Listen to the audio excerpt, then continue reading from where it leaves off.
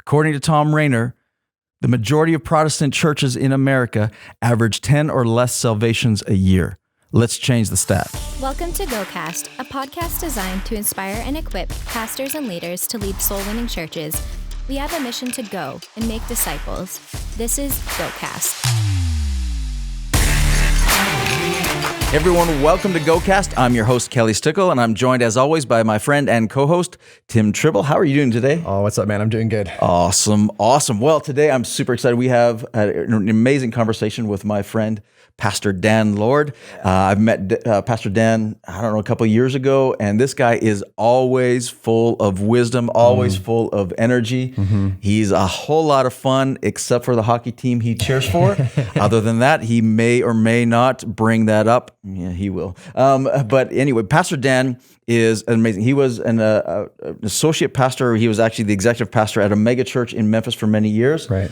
Made quite a reputation there, had a big impact on that church. And then just about a year ago, he moved to St. Louis, took over an established church, and we talk about that transition. But it's interesting in that conversation where he talked about how the church, the history of the church and the passion of the church has always been to reach the lost. Yeah. And he says there's only one season in the entire history of the church where the church didn't grow. And so we pull into what that was and what caused that season, what happened, and then in particular how they transitioned out of that season. But he also brought up something I thought was interesting. He said he was in a room full of pastors, and one of the pastors stood up and asked all of the pastors this question: when was the last time you led someone to the Lord or invited somebody to church? And he said the responses were amazing and a little bit terrifying. So let me ask you that question. When was the last time you invited someone to church or led someone to the Lord? Yeah, I had to think pretty recently, but I had a phone call about 2 months ago where I was just sitting in my office. A guy calls, doesn't go to our church. Yeah. Doesn't even, I don't think, believe the same belief that we do, but just calls and is having serious marriage problems and just wanted to talk to somebody to get some wise counsel on it. And by the end of the conversation, not only was he like open to like an invite to come to the church, but I was able to lead him through the salvation prayer. And it just blew my mind, because a lot of times we think about inviting people to church or doing a salvation call or like praying for them so that for them to get saved is that we think of it in a public place, or you're praying for them in Walmart. It can happen over a phone call. Yeah, it's just as easy as that.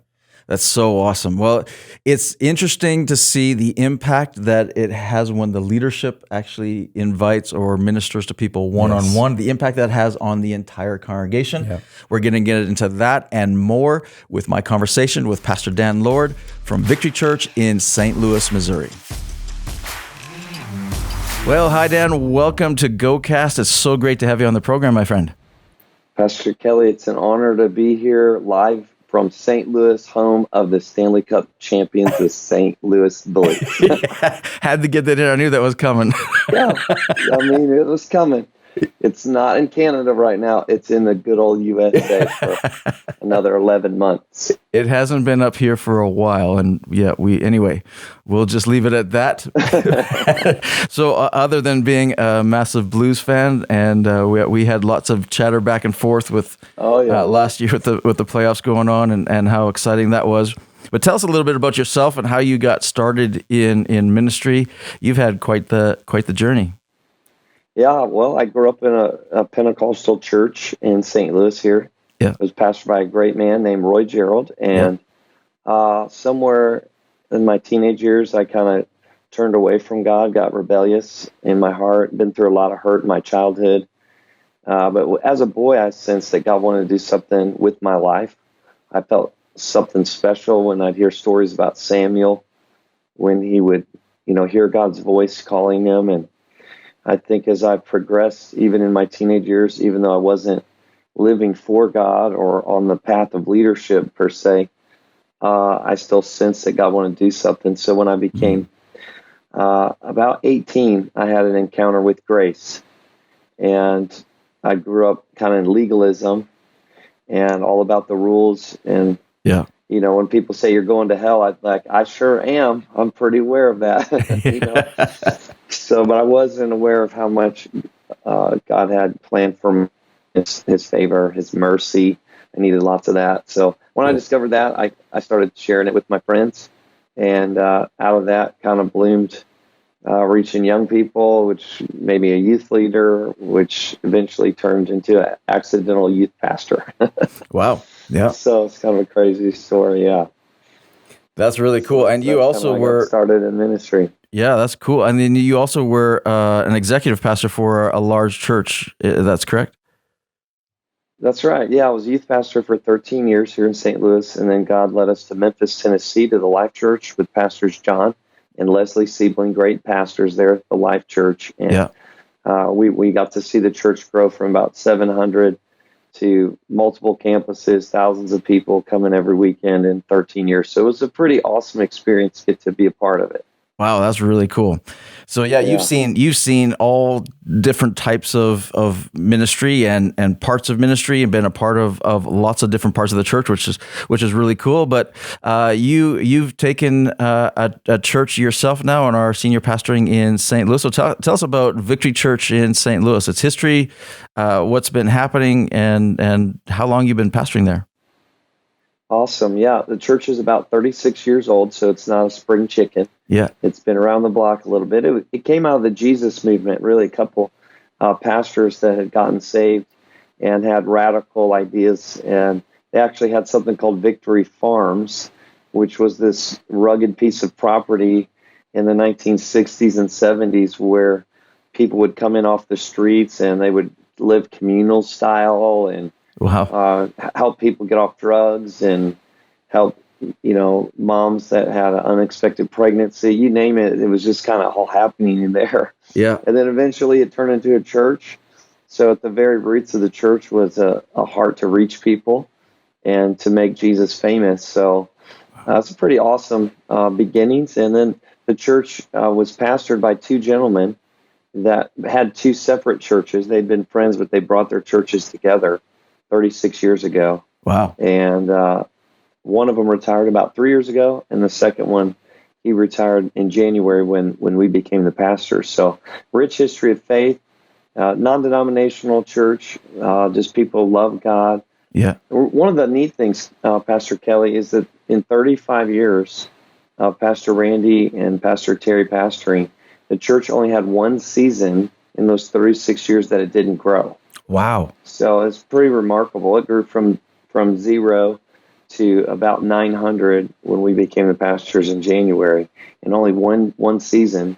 Wow. And it's when he felt like the church got a little inward and they were focused on themselves and a move of God and God touching us. And it was like a little inward, and they made a shift and got outward focused again. So it's pretty cool to step into leading a church like that. Man, that's a really big deal. What you said right there, when the church, the only time that it didn't grow is when it began to focus on itself. Now, there's this idea out there that a healthy church will grow, and so a lot of pastors take that to say, let's focus on ourselves and our health and all the rest of it. But you just said it right there. The moment that they started doing that, and probably with good intentions, that's when it stopped growing. Yeah, they were having great services and great preaching, and they were just 3-hour church services, and you never knew what was going to happen because God was going to show up. But that meant that guest numbers went down dramatically, and so did the growth of the church. So when they shifted back to an outsider focus, talk us through that, or what the church looks like now, and then what did they change to get outside focused again? Well, I wasn't here for those days, so I have a little recap, a little autopsy of kind of what changed. But basically what Pastor Randy shared with me is that they got more disciplined in their services. Yeah. And so the weekend became more of a focus of reaching people instead of just keeping people or us having a great time. They started thinking, does this song make sense to someone who maybe has never heard before, or do we need to explain this? So it wasn't that they backed away from all the things that were important. They just became more conscious of a guest, started thinking that way. So we've tried to pour gas on that fire. Yeah. In the last 7-8 months, we started what we call our VIP team. So before you even get to the front doors of the church, we've got probably 10 people outside under a big black and white tent that says VIP, first-time guests. And we're welcoming you. We've got parking hosts that are out there welcoming you before you even get to VIP team. So That's great. it's hard to get on our property without a big hello. And we actually have, this is funny, we got a winery just a couple miles down the street from us. Yeah. And we had some people drive by and see all this excitement. What is all these people doing? So they just pulled in and they put on their flashers as a first-time guest, and they parked, and they came in. They hadn't been to church in 40 years, this couple. Wow. And they came in and gave their lives to Jesus in that service. After the service, they went back to the VIP tent and said, we haven't been to church in 40 years. We were on our way to the winery, but we saw this outside. We just had to come in, and we loved it.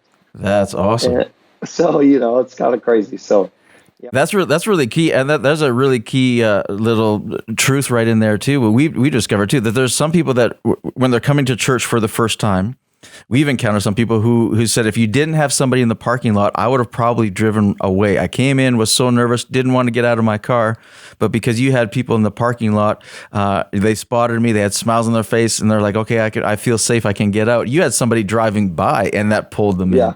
That's really cool. Those are like the once in a while stories, but yeah, I love it. Yeah, that's really cool. Well, we had a conversation in August at a conference about you're seeing salvations. Like you had, I think the conversation was the week before. You had 46 or some salvations on a Sunday. How many? I mean, you're pouring gas on the fire in a big way. So, how many salvations or baptisms have you seen this year so far? We're around 850 for the year, and so that's. I'm not sure what the numbers were last year, but this last weekend we had 20, and some weekends we might have more. Yeah. But we do a call for salvation differently. So I just tell our team, we're not going to get worried about the numbers. We know they're happening. Yeah. So that's what's important. Yeah. We know we'll reach people, but some weekends we'll make more of a concerted effort, and we'll have people raise their hands, and we'll actually count how many people lifted their hands to receive Christ. And some weekends, if the service lends itself in a different way, we might just say, hey, if God's dealing with your heart today, stop by and talk to one of our leaders, or stop by and pick up this great book that'll help you in your next steps. And on those weekends, we might have fewer people that actually pick up the book, things like that. But it could be higher if we, just stayed on it. But we're not worried about the number. We're worried about, are we reaching people and create an environment of faith where people can know Jesus. That's really good. So yeah, it's been a pretty awesome ride. One weekend we had 99 people baptized. I was like, can we not find one more person? Can it please be 100? Shout out to Wayne Gretzky though. We got the 99. Yeah. Well, and he was a Blue, so that's okay. Yeah, for a short time. Sorry if you're not a hockey fan out there. We're big hockey fans. Yeah, that is man, that is really cool. We did a spontaneous baptism one time. We had 96, and I was trying to drag in 4 more too, and I was like, come on, where are they? Let's go. Somebody pay somebody to get baptized today. Yeah, that's really cool. So I like the fact. Okay, so you're changing up your call, your salvation call, your call of salvation. You're changing it up on regular, but you do it every service, correct? Yeah, we do it every service. It would be rare if we didn't. I can't really imagine what scenario it would be that we wouldn't.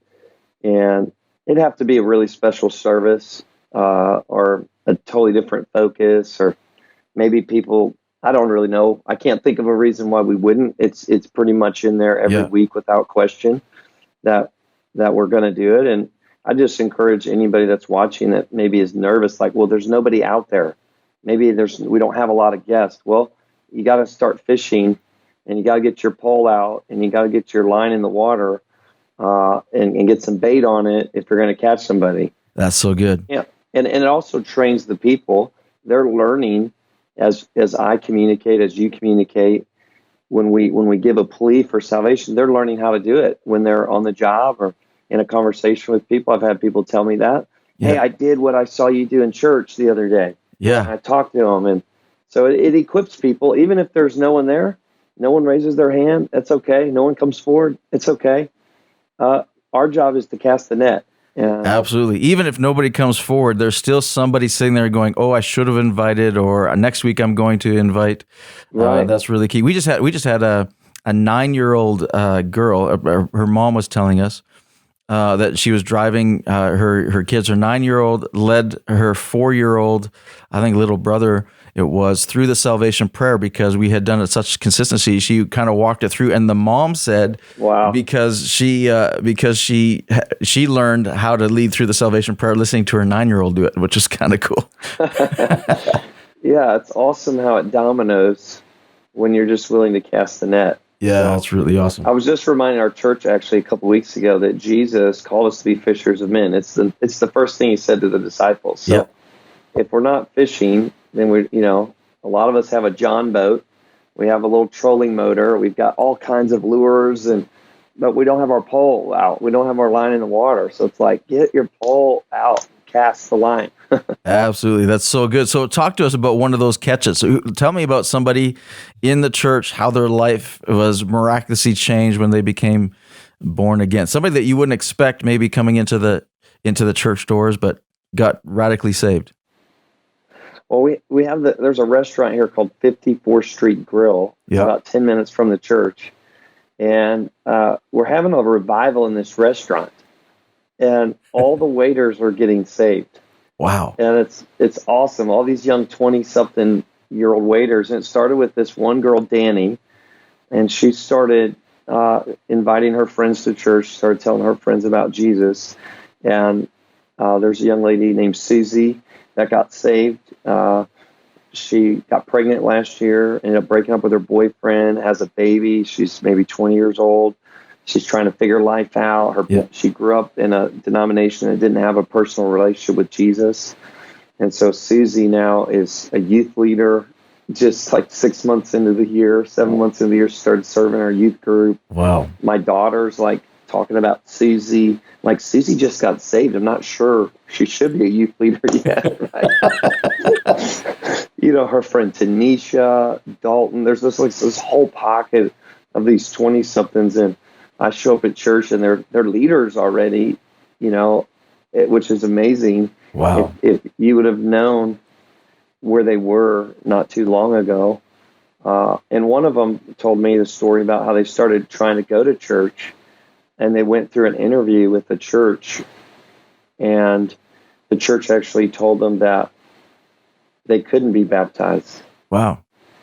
And I thought, wow, you have faith in Jesus, but you're not going to be able to be baptized because they weren't far enough along in their faith, or they didn't really maybe understand what they were doing. Wow. And we baptized her, and she's here multiple services. Yeah. She's being discipled. I just think sometimes we're too cautious with the fish.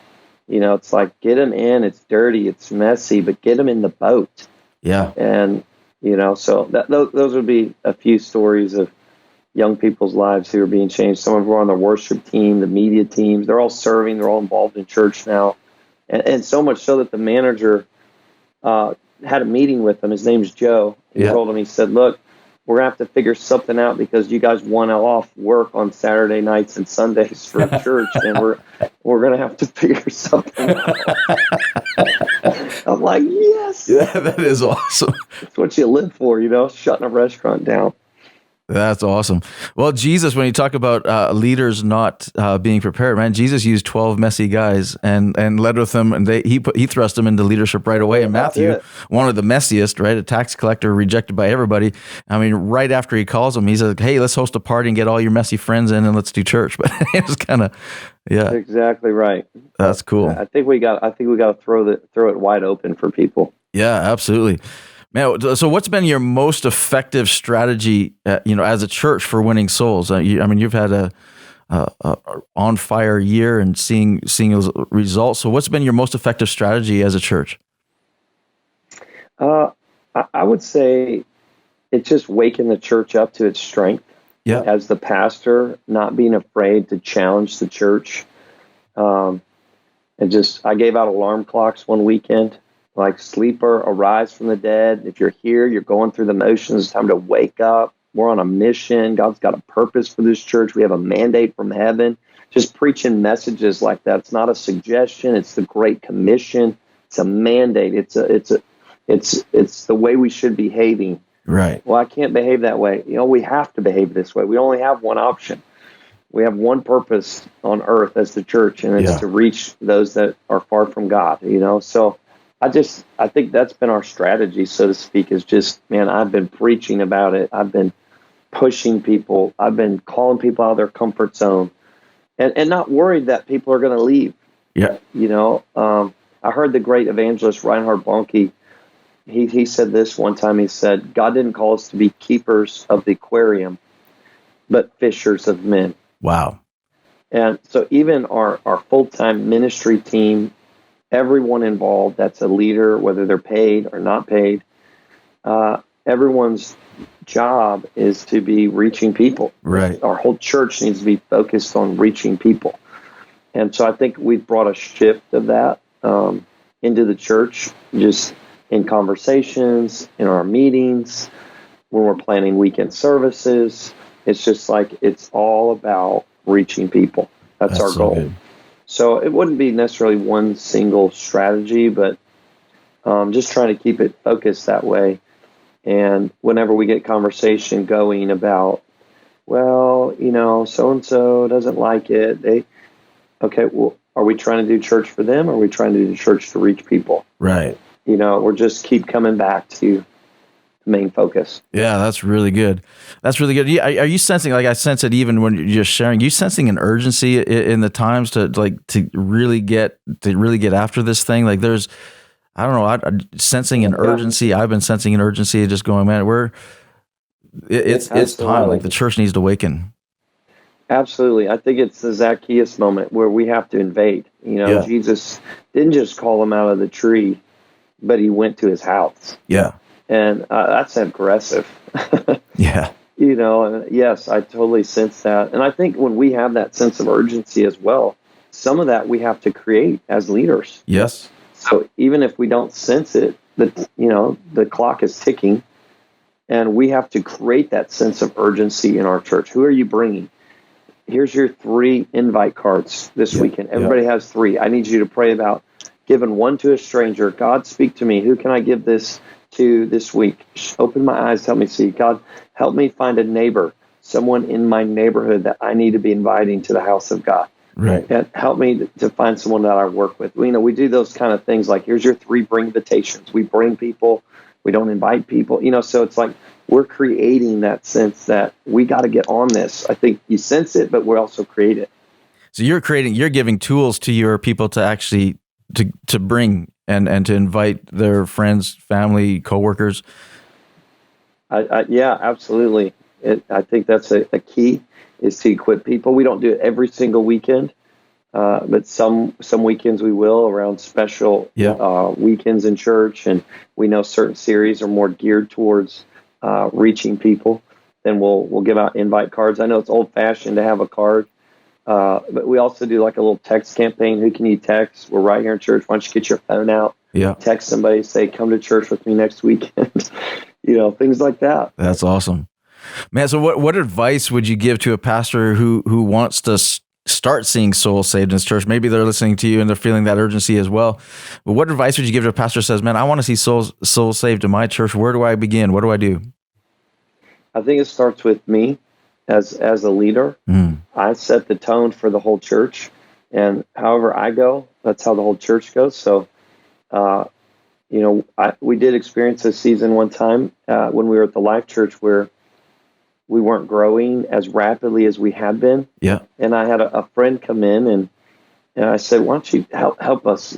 Something's going on and we can't figure it out. And so he met with our pastors, and he said, well, let's just start this morning by going around the room, and let's talk about the last time we led someone to Jesus and the last time we brought someone with us to church. Wow.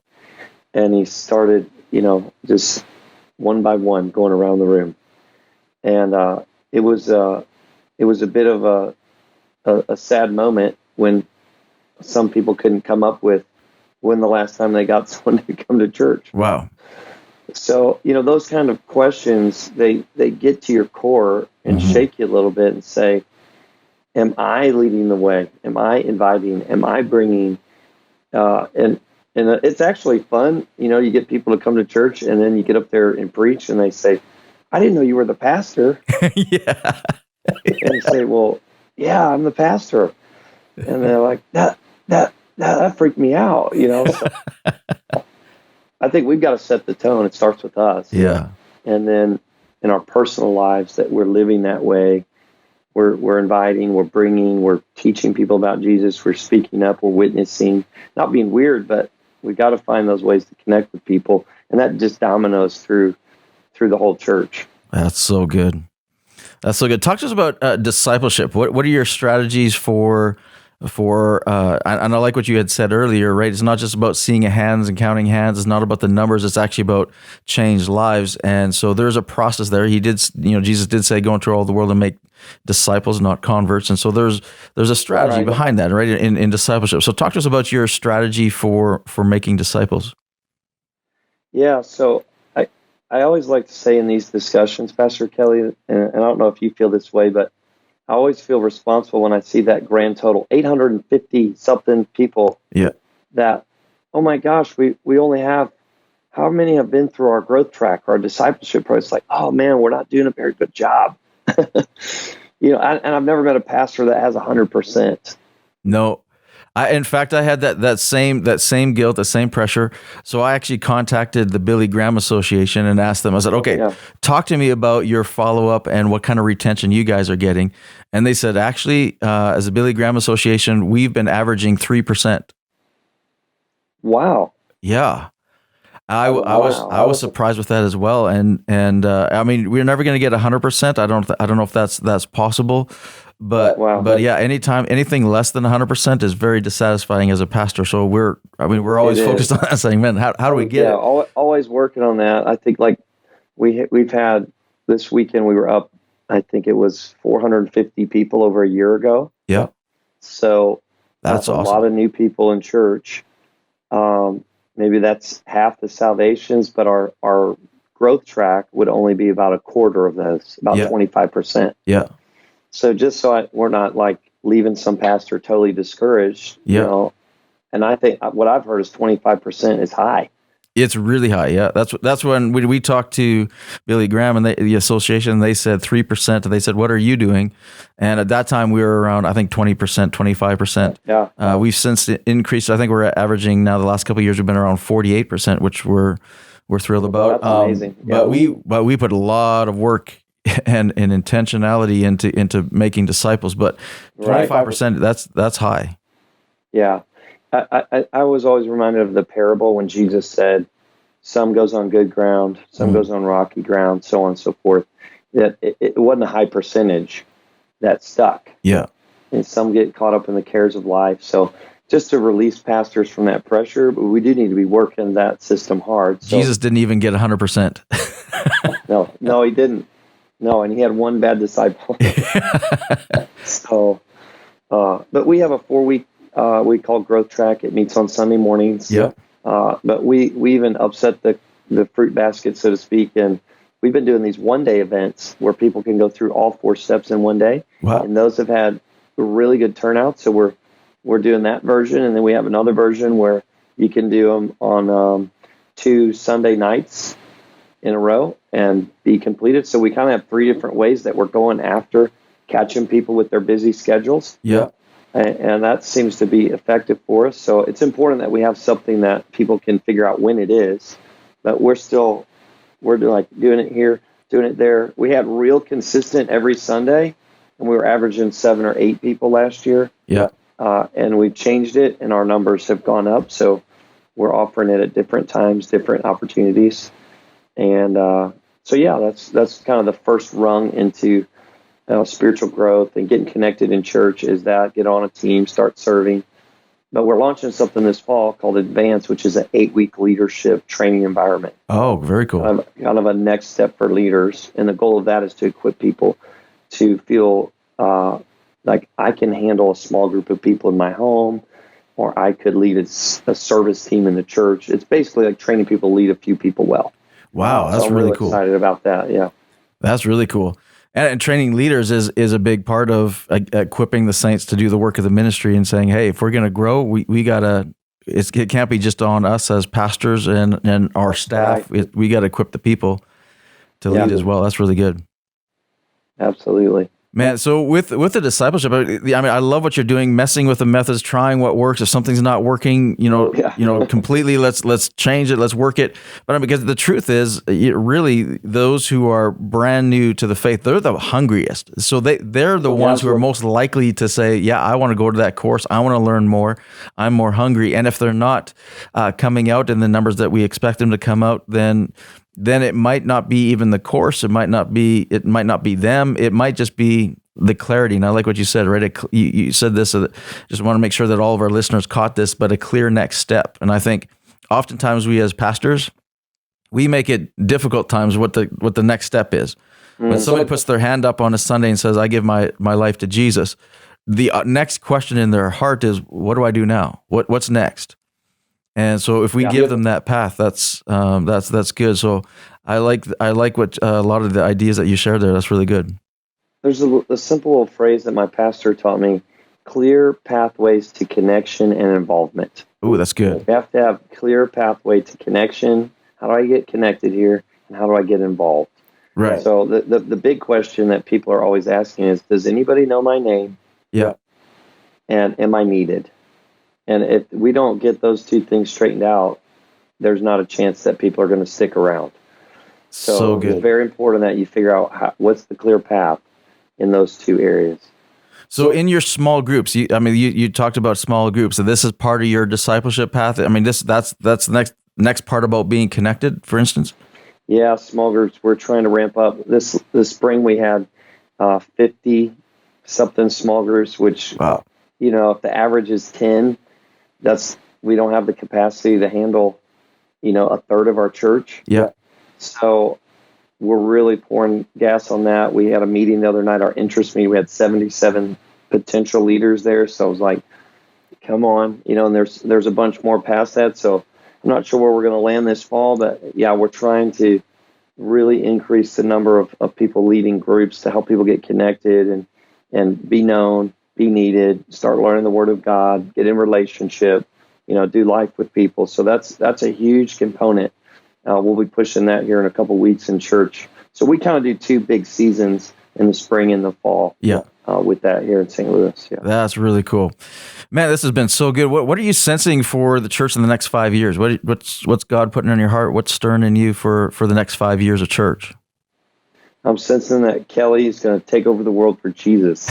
Oh, right. I'll take that. I think, that's a big question. Thankfully, though, we don't have to. I'm not really worried about the future, but I'm excited about the future. I'm sensing a sense of excitement in the local church. I'm sensing that the media is wrong about the church declining. Yeah. Because I think the church is getting stronger. Yes. So that's what I'm sensing is, that the church gathering is powerful. That's getting to be more of a powerful thing. There's an excitement about the house of God that's, I think, coming into the earth in a new way. What it means to be the local church is changing. It's becoming a bigger thing in people's lives, not a smaller thing. It might be getting smaller in some people's lives, but in the kind of churches that you're building, that I'm a part of, it's becoming a bigger deal. Yeah. So that's what I'm sensing is the church is getting stronger. The church is becoming more of a central point in community, not an afterthought. Yeah. So I'm rambling, I know, but no, that's great. That's awesome. Not worried about the church's future, like, oh, the church is in decline. Not ours. Yeah. Not the church you're part of. No. Not the church of the living God. Here we go. Let's go. Yeah, absolutely. And like you said at the beginning, the only reason why the church starts to decline is when we become about us and become insider focused. Man, yeah. You can't help but grow when you're focused on the community and reaching the lost and going and getting them. And when you get them, when you catch the fish, man, they're going to be contagious. They're going to tell everybody. They're going to lead all of their coworkers to the Lord, and the boss is going to be left going, I have nobody to work Saturday night or Sunday morning. I mean, that is awesome. Yes. That's the church. That's incredible. And this has been so much fun. Thank you for doing this. Is there anything that I should have asked but haven't? Ooh, good question. I don't think so. You're the master interviewer. I just want to say thank you for watching. And thank you, Pastor, for the opportunity to be on your podcast. And if you're watching, you're discouraged, don't be discouraged in doing good. You're going to reap at the right season if you don't quit. Don't quit. Don't let anybody pull you down. Keep going strong for Jesus. Yeah, amen. Awesome. I know that there's pastors out there that would, that you've prodded and poked with ideas and things. So where can our listeners connect with you online? Where can they find you and follow you and connect with you? Well, victorychurch.com is our church website. It's still a bit archaic from 1999. My friends over at Yellow Box told me, yes, it looks like it's from 99. So we're about 20-year-old website. Isn't that nice when friends call up and it's just, we're going to get there. Yeah. But you could check out our messages online at victorychurch.com. That's probably the best way. Awesome. Thanks so much, Dan. This has been amazing. And thanks for all you're doing, and you're a great friend, and it's been fun getting to know you and connect with you and cheer you on, and excited what God is doing in St. Louis. Thank you. God bless you. And go Flames. Just got to put that in there. Thanks, my friend. All right. Bye-bye. What a great conversation with Pastor Dan Lord. Man, there's so much content in there. It's so good. Man. I particularly loved how he said sometimes we're too cautious with the fish, and that discipleship is messy. What was your big takeaway? I loved it when he talked about everybody's job, the main job is to go and meet people on a Sunday. It's like you have a task to do, but your main focus is meeting people, which I'm pretty sure is the job description Jesus would have given to his disciples as to when he called them out. It's like church is about meeting people. Yeah, and I loved the quote that he gave too, that, hey, we're not called to be keepers of the aquarium, we're called to be fishers of men. Man, there's so much rich content in this GoCast podcast. I'm loving it. I'm learning so much. We're applying a lot of this stuff to our churches. I'm hoping it's helping pastors and leaders that are listening as well. I'm sure it is. But where can people follow along with GoCast and be a part of the conversation? Absolutely. You guys can go onto iTunes, look up GoCast podcasts, or you can also go to our website at gocast.ca and subscribe. Yeah, it's available on wherever podcasts are available. We're also on Instagram and Facebook. We encourage you to subscribe and to follow us along. Join the conversation. We'd love to hear from you as well and help you where you're at and just help build the mission and continue to reach the lost from the platform of the church.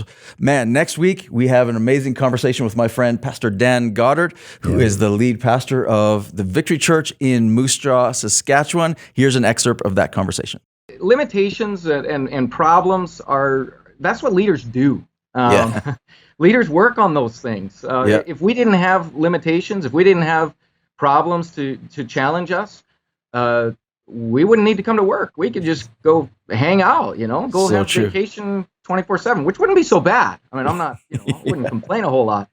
But that's what gets us up in the morning. That's why churches exist. Churches exist because there's problems. Yeah, true. Otherwise, we just get to go to heaven and hang out. Yeah.